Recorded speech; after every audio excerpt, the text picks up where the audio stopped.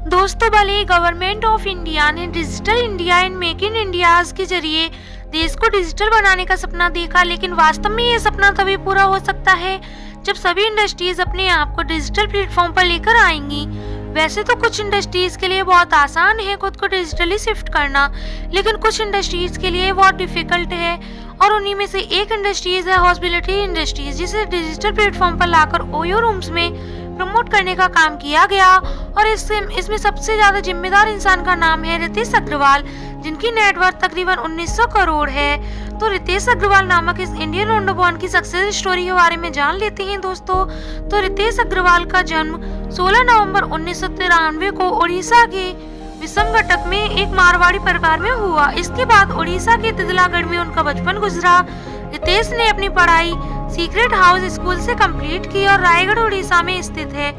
अपनी इंटरमीडिएट की पढ़ाई पूरी करने के बाद रितेश ने आगे की पढ़ाई के लिए दिल्ली के Indian school of business and finance में एडमिशन ले लिया, लेकिन बाद में उन्होंने कॉलेज को छोड़ दिया क्योंकि अपनी जिंदगी में उनको अपनी लाइफ को लेकर काफी कुछ और प्लान्स रखने थे। वैसे तो रितेश अग्रवाल पढ़ाई में ठीक ठाक थे, लेकिन पढ़ाई के अलावा उन्हें बिजनेस में भी भरपूर इंटरेस्ट था और 13 साल की उम्र में ही उन्होंने सिम्स बेचनी स्टार्ट कर दी।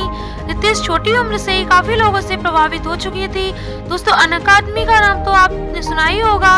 ये इंडिया की लार्जेस्ट प्लानिंग पॉइंट है। 6th क्लास से लेकर IIT तक के कोर्सेज अवेलेबल रहती हैं। लेकिन अब मैं आपसे बात बताती हूँ जो आप नहीं जानते होंगे। तो आने वाले दिनों में जो होगा वो हम आपके सामने से स्क्रीन पर रख चुके हैं। इसी के जरिए आप 20 लाख तक कॉलेज ब्रांच जीत सकते हैं। ये टेस्ट 1 घंटे का होगा और जो कि हिंदी और इंग्लिश दोनों में होगा।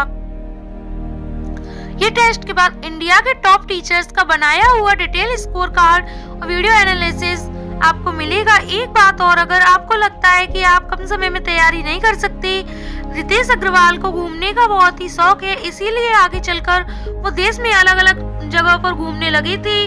और वो कहते हैं कि नर की ट्रैवलिंग के एक्सपीरियंस से हमें बहुत कुछ सीखने को मिलता है। तो अपने ट्रैवलिंग के एक्सपीरियंस से रितेश ने एक बात नोटिस की, ट्रैवलिंग के दौरान लोग को स्टे करने के लिए बहुत समस्याओं का सामना करना पड़ता है। जैसे गाइस, कभी कभी उन्हें बहुत पैसे देने के बावजूद भी बेकार जगह रहने को मिलती है।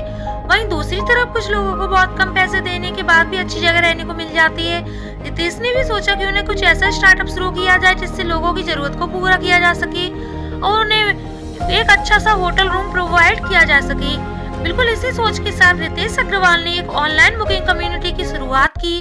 करीब 18 साल की उम्र में रितेश ने ओरावल स्टेज प्राइवेट लिमिटेशंस की शुरुआत की। ओरावल एक ऐसा स्टार्टअप प्लेटफॉर्म था जो हर जगह में मौजूद होटल्स की लिस्ट बनाता था और लोगों को बजट के अनुसार रूम प्रोवाइड कराता था। ऐसा कहा जाता है दोस्तों कि इन्होंने 60,000 रुपए इकट्ठे करके 2011 में ओरावल की शुरुआत गुड़गांव के एक होटल से की थी। कुछ समय तक अपना काम करने के बाद रितेश ने उसमें कुछ बदलाव करने का निर्णय लिया। इन्हीं बदलावों से एक बदलाव था कि ओरावल स्टेज का नाम बदलकर उन्होंने ओयो रूम्स रख दिया जाए और उसके बाद उन्होंने इन सभी होटल्स के साथ पार्टनरशिप करना शुरू कर दिया कि लोकेशन अच्छी हो, उन्हें अपने अराइवल के लिए कोई भी दिक्कत ना हो। और ओयो ने अपनी खुद की जबरदस्त ब्रांडिंग भी स्टार्ट कर दी थी और क्योंकि इनकी सर्विसिंग लोगों को बहुत ज्यादा पसंद आ रही थी और समय के साथ साथ और भी होटल्स भी इनके साथ कनेक्ट होने लगे। जैसे जैसे ओयो के साथ होटल्स कनेक्ट हो रही थी वैसे वैसे ओयो के रूम्स की बात लोकल एरिया के कस्टमर्स तक भी पहुंच गई। और क्योंकि आरामदायक रूम्स प्रोवाइड करवाने के अलावा यहाँ कस्टमर्स की हर तरह की फैसिलिटीज का ख्याल रखा जाता था और कस्टमर्स का इनकी तरफ बहुत आकर्षित होना एक लाजमी बात थी। कस्टमर को सेटिस्फाई करने के लिए रिलेटेड रितेश अग्रवाल की शानदार रणनीति को देखिए। Light speed venture partners, DSG customer partners, square capital, green occurs द्वारा इनके मिलियंस डॉलर्स की फंडिंग भी मिली, जिसके बाद रितेश को और भी ज्यादा काम करने का मौका मिला। उन्होंने अपने स्टार्टअप को पूरे देश की ग्रोथ पर ध्यान दिया, लेकिन इसी के साथ वो कई कंट्रोवर्सीज का शिकार भी हो चुकी थी। उनके ऊपर फ्रॉड और चीटिंग के कई एलिगेशंस लगाए गए, साथ ही उन्हें बहुत बड़े फाइन्स भी भरने पड़े। वहीं दूसरी तरफ उनकी सफलता से प्रभावित होकर उन्हें second youngest self made failure का इन द वर्ल्ड के रूप में प्रेजेंट किया गया। और ओयो रूम्स की शुरुआत गुड़गांव से करने के बाद रितेश अग्रवाल ने इसे पूरे देश में 4000 होटल्स 160 शहरों में लॉन्च किया और अभी भी ये संख्या लगातार बढ़ती ही जा रही है। और इतनी तेजी से ग्रो कर रही है।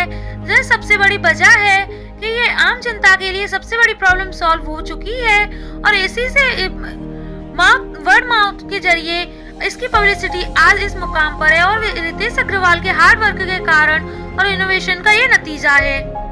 तो दोस्तों आज की वीडियो में इतना ही। उम्मीद करते हैं वीडियो में दी गई जानकारी आपको कैसी लगी होगी।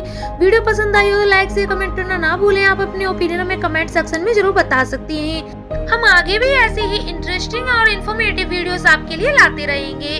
आप अपने ओपिनियन में कमेंट सेक्शन में बताना ना भूलें। अगर चैनल पर पहली बार आए हैं तो हमारे चैनल को सब्सक्राइब कर बेल आइकन प्रेस कर लें जिससे हमारी आने वाली हर न्यू वीडियो का नोटिफिकेशन आपको मिल सके। तो दोस्तों मिलते हैं आपसे अपनी नेक्स्ट वीडियो में। तब तक के लिए bye bye and take care.